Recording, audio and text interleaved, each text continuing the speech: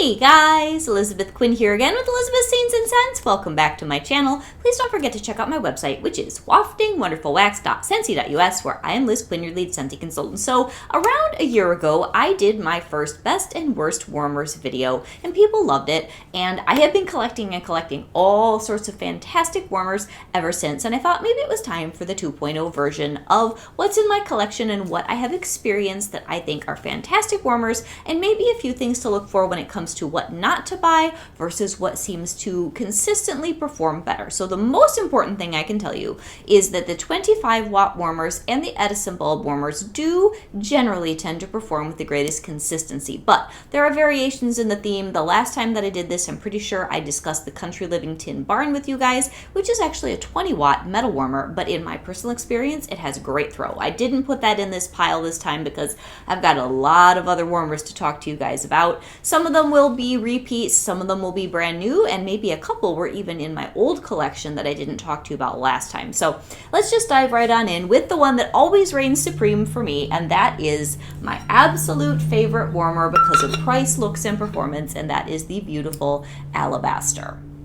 So this warmer is now $35. Unfortunately, it did go up a little bit since it was $30 in our last catalog, just price increases and issues and things. But this one is beautiful looking. It does have a mini that matches, and it is fantastic and will always be my favorite. But moving right along into other warmers that I have experienced as new options since the last time we talked about warmers. This is a 25-watt metal warmer, and it's the Bless This Home. This one is a fantastic performer. It has a very nice square dish. It's a 25-watt bulb. This is a really nice one as far as it's not ridiculously expensive. It's either $50 or $55, I believe, in the catalog.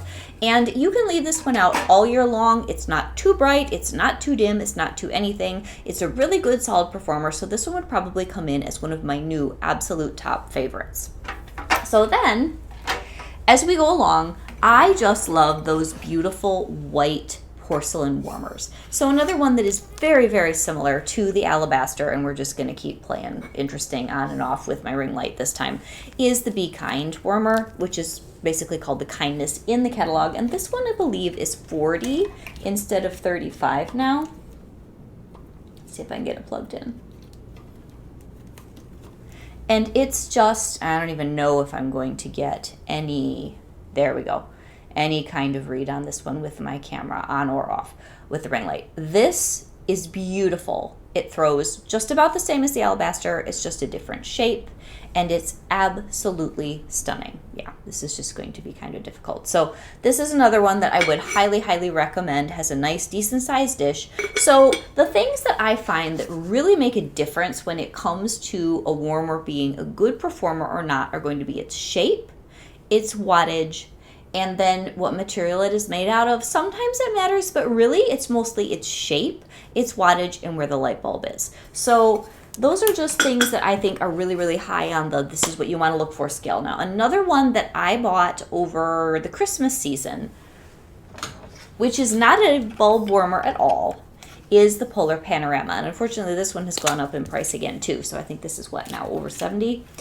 But this is such a good performing warmer. And when I take the dish off of the top, this is an element warmer, but it does have a really cool light, which is why it's on the pricier side.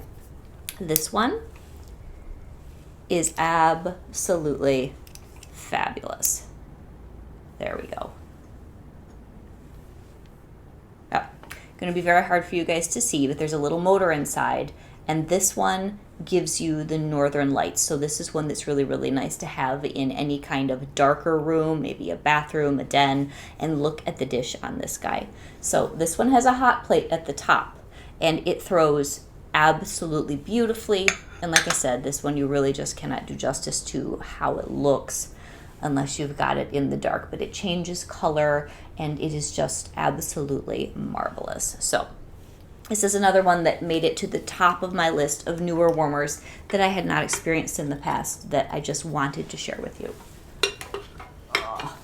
The next one is going to be a warmer that isn't currently available, but it did show up for that really special week Enliven the Senses, and it was a Scent of the Month companion last year as a warmer of the month, I think in April of 2022. And this one, I really don't need to plug this one in.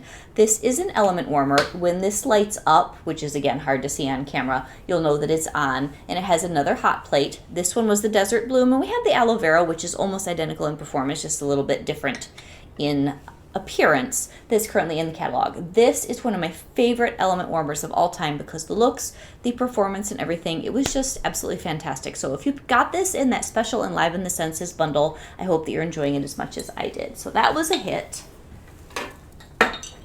And then another one that I think I did have this in the last video, but it's just so beautiful that I have to show it to you guys again. And it is a great performer.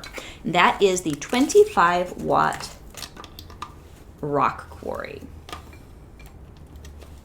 This warmer is, oh, my daughter had it. She tends to get these a little dirty, my younger daughter. This is so beautiful if you like boho, if you like natural, and it has a really, really funky dish, I will say that, but it doesn't affect the performance at all. This is such an amazing warmer, and I think it's at really close to the top of my scale of like appeal for glow. It is absolutely fabulous. So this one is definitely tip top on my list. Now we're going to go into warmers that I like the looks of as much as I like the actual performance. All the ones that I showed you so far, I would say that their performance kind of outranks even their looks, and I do like all of them.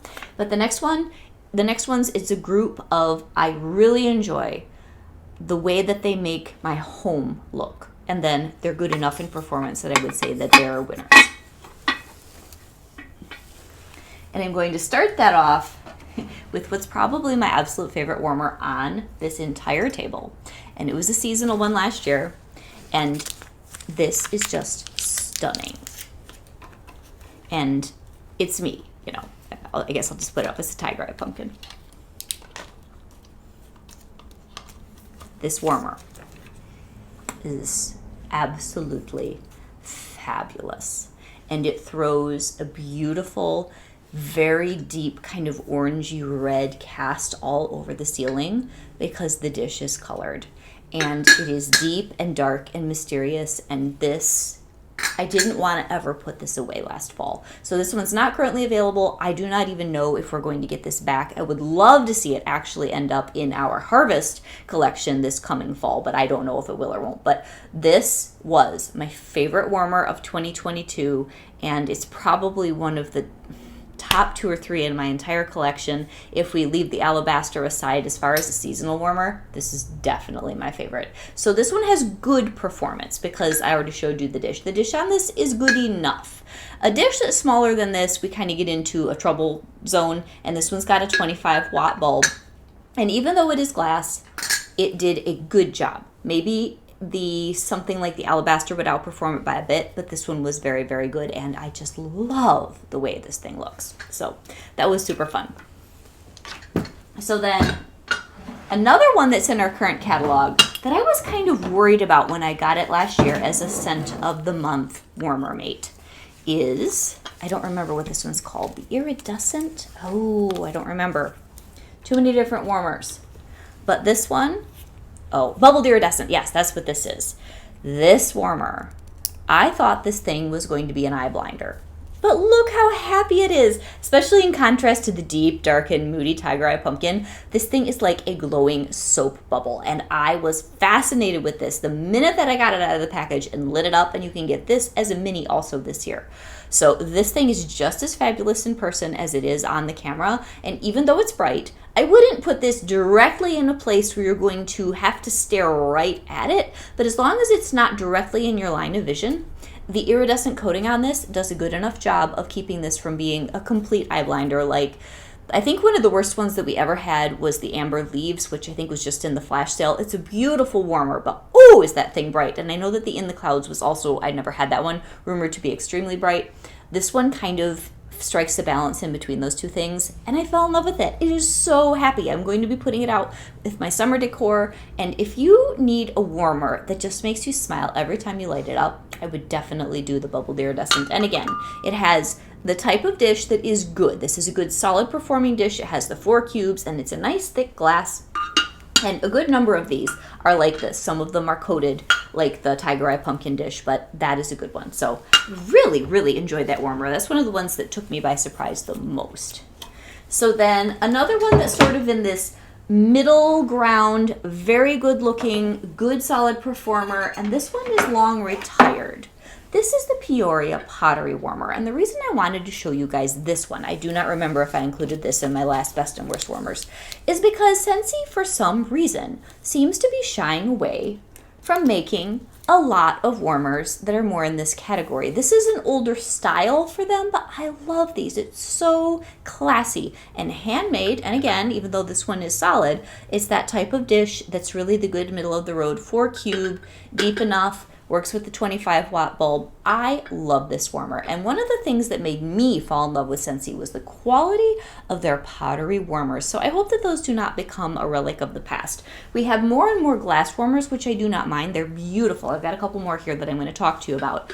But this is the style and the quality that made me fall in love with Scentsy over 10 years ago. So I wanted to add this one to my pile of best and worst. This one is best as far as classy design, good solid throw, and I always put this out with my blue and white decor in the summer.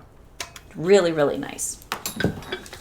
Now, the next one, this is the exact same shape as the Rock Quarry, but it's a walk on the wild side, and I love the looks and the glow of this. This is the Tiger Jasper. This is currently in the catalog. So if you had never seen the Tiger Eye Pumpkin and you're sad because you got your first glimpse and you love that style, this one's in the catalog, and it is very, very similar.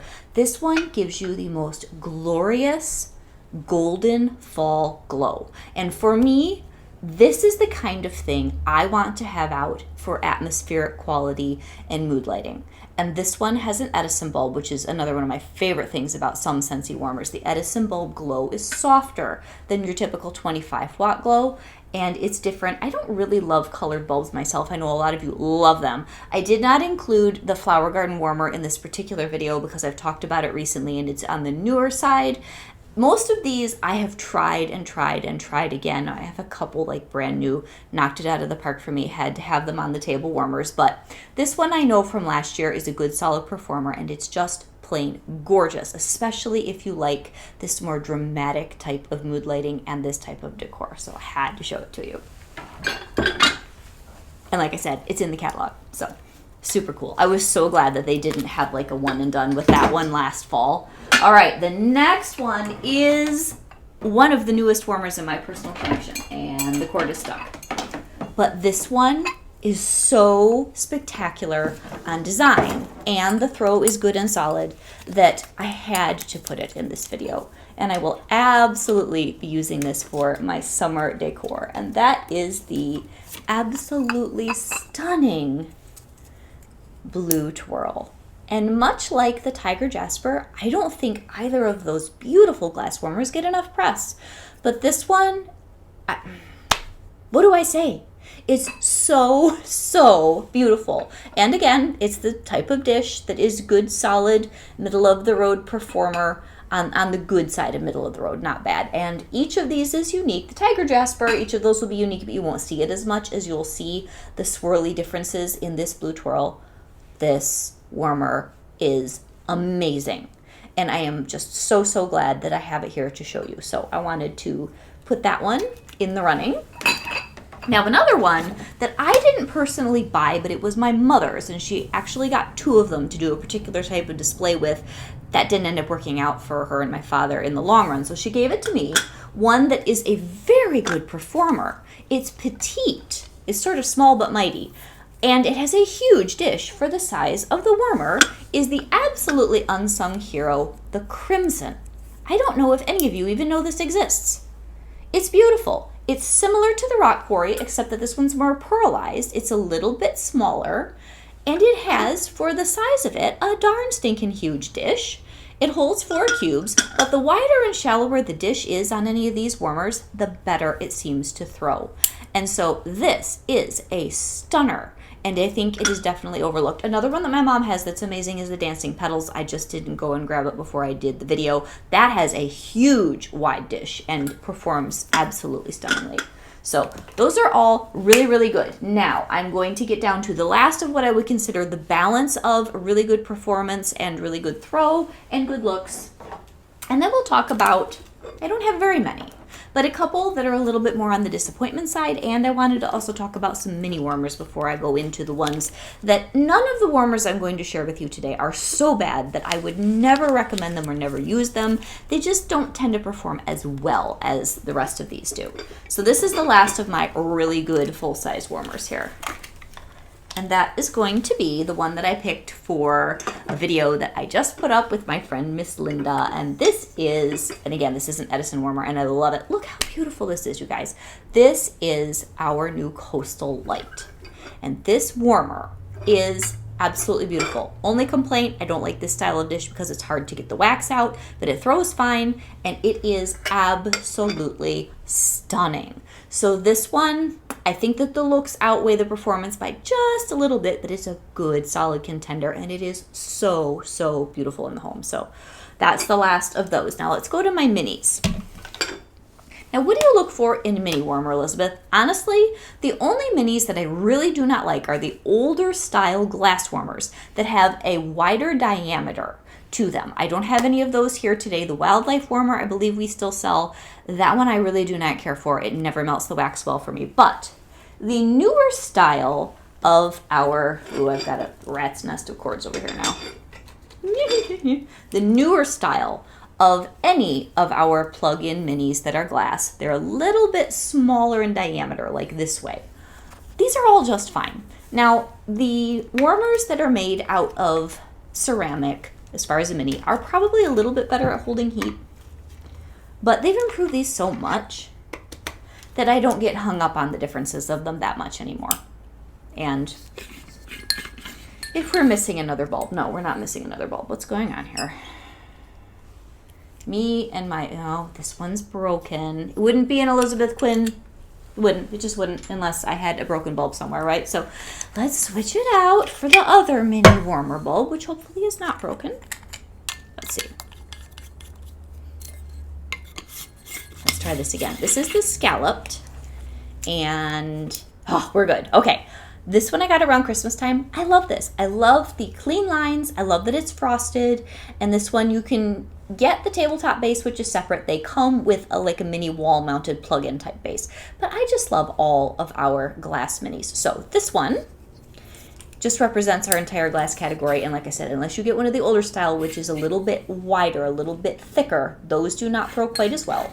All of these are pretty much good to go, no matter which one you pick. So let me put the bulb back into the other mini base. So there are 2 mini bases. There's the one for glass and there's the one for ceramic.